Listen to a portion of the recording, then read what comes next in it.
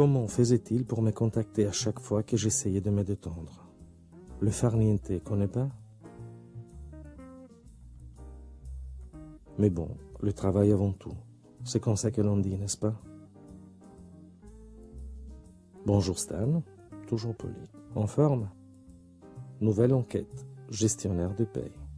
Qu'est-ce qu'on y fait? Je compte une fois de plus sur votre ténacité, fourberie et sournoiserie. Celui que vous savez. Visiblement, mon commanditaire était satisfait de mon travail. Il faisait à nouveau appel à moi. Je ne savais toujours pas de qui il s'agissait. Mais bon, grâce à lui, j'apprenais des choses et j'ai gagné ma vie. J'ai pris quelques renseignements et j'ai calé 3 rendez-vous.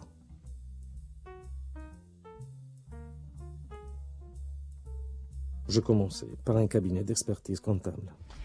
En fait, là, c'est un nouveau client qui arrive au cabinet et c'est même une nouvelle société qui se crée. Cette société va embaucher une personne. Donc, on est chargé de rédiger son contrat de travail, sa déclaration d'embauche, etc. Mettre en place le dossier social, en fait. Le comptable nous a apporté les coordonnées de la salariée, les statuts de l'entreprise. Et donc après, on voit ça parce qu'en fait, l'entreprise n'est pas encore immatriculée à la Chambre des commerces. Ça va de l'embauche du salarié, la déclaration d'embauche, les affiliations aux caisses de retraite. Alors même si on remonte encore plus haut, quand la société vient de se créer, c'est les affiliations de la société aux organismes sociaux. Donc l'affiliation des salariés, rédiger les contrats de travail, voir si c'est conforme avec la législation. Ensuite, traduire sur le bulletin de paye tous les mois le travail du salarié, s'il était là, en congé, en maladie, etc. Déclaration d'embauche, affiliation, contrat de travail, législation. Il devenait urgent de convoquer un expert. L'emploi de gestionnaire de paye est un nouveau métier puisqu'il n'existait pas il y a 15 ans. Il a été mis en évidence à peu près il y a une dizaine d'années. Actuellement, cet emploi est reconnu dans les cabinets et dans les entreprises. On doit appliquer les lois, tout ce qui est la convention collective, donc il ne faut pas se tromper, c'est quand même assez difficile pour ça. Il faut quand même avoir un certain esprit d'analyse par rapport à ça. Et puis on a notre responsabilité par rapport aux clients. C'est surtout lui qui risque d'être pénalisé en cas de contrôle URSSAF si on a mal fait notre travail, quoi. Toutes les semaines, on a une nouveauté.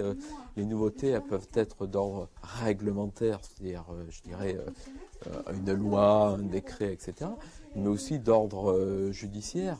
Une décision de justice d'un tribunal des prud'hommes ou plus haut de la Cour de cassation peut entraîner un impact sur le travail. J'étais loin de m'imaginer le niveau de compétence qu'il fallait avoir pour exercer ce métier. Comment on les imagine? Eh bien oui, froid, répétitif. Je pense encore comme étant le spécialiste de la paye, mais peut-être aussi quelqu'un du service comptable. Donc peut-être encore avec des réserves sur leur contact. Oui, et puis après, comme c'est très méconnu, en fait, on est vraiment associé aux comptables, aux experts comptables.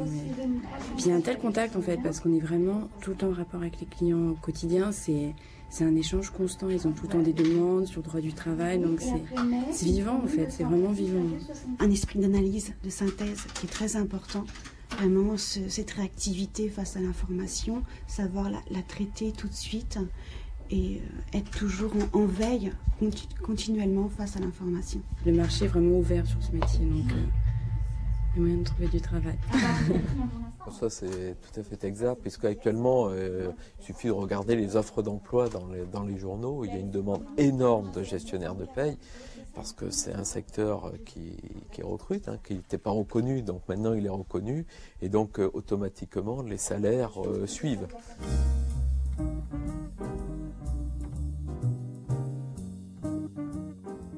Je commençais à y voir clair, mais j'avais besoin de faire le point. Donc, celui de gestionnaire des payes est un métier tellement important que les cabinets d'expertise comptable se dotent d'un pôle social pour gérer les rapports entre salariés, entreprises, conventions collectives, caisses sociales. Mon deuxième rendez-vous était avec une société de prestation de services. En principe, on n'y fait que de feuilles de salaire pour les entreprises qui ne peuvent ou ne veulent pas s'en occuper elles-mêmes. Mais les surprises se présentaient déjà avant de franchir la porte d'entrée. Pourquoi un avocat ici? Bonjour. Pourquoi avez-vous besoin d'un avocat pour faire des payes? Dans le cadre de nos prestations, on a besoin d'avoir des avocats parce qu'on a un certain nombre de nos clients qui peuvent nous demander en fin de compte un certain nombre de conseils qui sont liés au social. Nous, on peut apporter ce conseil uniquement lié à la paye. Mais après, comme la profession les professions liées au conseil sont réglementées en France, seul un avocat en droit social peut apporter ce type de solution aux questions de nos clients. Donc du coup, on fait appel à un avocat qui partage nos bureaux. Bonne démarche commerciale, mais la gestion de la paie ne fait pas partie des activités réglementées en France. Cela dit, pas facile comme métier.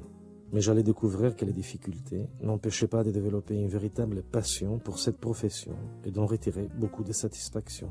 Moi j'ai choisi cette voie-là parce que c'est tellement varié, il y a rien de répétitif dans la paie parce que d'une part l'évolution sociale, la législation est tout le temps remise à jour, le gouvernement aussi change le droit du travail, donc il y a toujours une évolution, il faut toujours se remettre en question et c'est ça qui est bien en fait. On ne fait pas que le bulletin de paye, on s'occupe aussi des charges sociales, on fait du conseil aux sociétés en cas de licenciement ou en cas d'embauche aussi pour les contrats de travail. Et c'est ça qui est varié, on ne fait pas toujours que des bulletins de paye. Donc, le prestataire des services offre aussi un rôle de conseil pour constituer le dossier social du salarié. Nous, notre activité, c'est de proposer des services d'externalisation de la paye. On prospecte principalement les entreprises qui ont entre 1 à 300 salariés, puisque c'est à peu près la cible des gens qui sont intéressés chez nous, puisque 300, c'est à peu près 250-300, c'est à peu près le seuil qui justifie en fait d'internaliser ce type de fonction.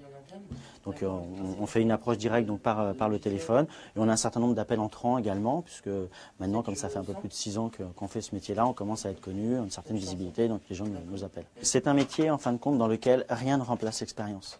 Donc il est nécessaire d'avoir une formation. Alors, il y a beaucoup de gens qui ont au préalable une formation comptable et qui après s'orientent sur la partie sociale. Donc ils suivent un certain nombre de formations et qui viennent chez nous et pour justement fournir ce type de prestations et acquérir cette expérience qui va leur permettre d'évoluer. Ça c'est nécessaire puisque notre métier c'est pas uniquement de la saisie, nos clients attendent autre chose, un certain nombre de conseils. Et ce conseil, en fait, il s'acquiert par l'expérience, parce que ce sont des cas qu'on a déjà rencontrés, parce qu'on gère aujourd'hui 5 compagnies aériennes, on a à peu près une quarantaine de sociétés qui dépendent du Syntec, on a des restaurants, des salons de coiffure. Et donc ces sociétés-là ont des cas de figure communs, et que quand une société la rencontre, on l'a déjà rencontrée, et donc on va pouvoir, en fin de compte, lui apporter une solution qu'on a déjà rencontrée. Donc ça, c'est important. Donc on a besoin effectivement d'avoir en permanence du personnel formé. Il ne m'est resté qu'à honorer le 3e rendez-vous. Je n'arrêtais pas de prendre des notes. En France, il faut émettre chaque mois 21 millions de fiches de paye. Pour le faire, il faut un bon niveau de connaissance et beaucoup d'expérience. Mais ces qualités sont bien récompensées. Les salaires débutent à 22 000 € bruts pour atteindre rapidement les 30 000, voire plus. Mais je n'étais pas au bout de mes surprises. Mon dernier rendez-vous était avec une entreprise qui gérait directement les payes de ses salariés. J'allais comprendre que gérer une paye signifiait aussi s'occuper un peu de la vie de plusieurs milliers de personnes. 3 700 personnes, 3 conventions collectives, et 7 ou 8 établissements, je ne sais plus exactement.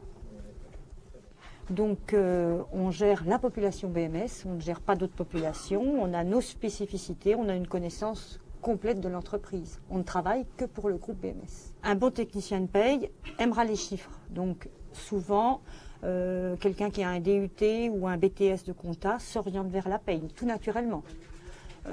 Il peut aussi y avoir des formations Bac+3 ou Bac+4 en option RH qui sont intéressés par le tremplin que représente la paye pour rentrer dans une entreprise, dans une RH. On peut évoluer, on peut devenir responsable de paye, on peut s'orienter vers l'administration du personnel qui est très proche de la paye et devenir éventuellement, comme je le suis moi-même, responsable d'administration du personnel et de la paye.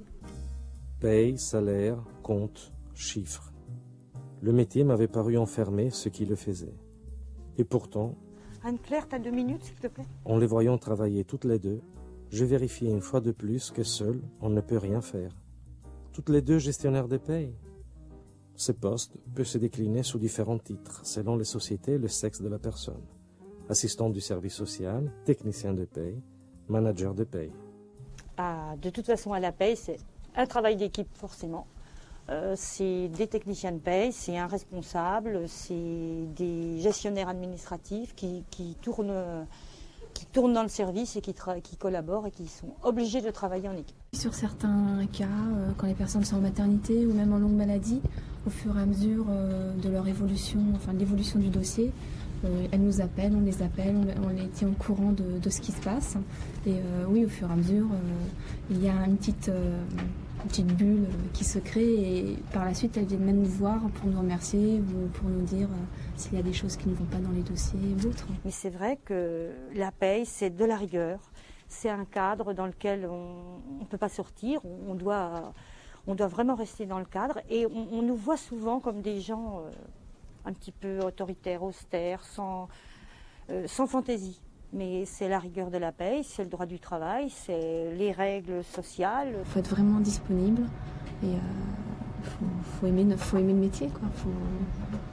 Faut aimer les 3 choses réunies, c'est-à-dire le droit, la technique de paye des chiffres et le social, quoi. C'est vraiment c'est un mixte des 3 assez considérable. Je l'avais trouvé dans la rue. Il m'était attaché. Et moi qui croyais que celui de gestionnaire des payes était un métier d'isolement avec des personnes qui ne s'occupaient que des chiffres. J'étais loin de la réalité. C'était moi qui étais tout seul. Toujours d'après mes notes, il y avait beaucoup de postes à pourvoir. Je me suis dit que j'allais peut-être suivre une formation de gestionnaire de paye. Qu'en penses-tu, mon chat ?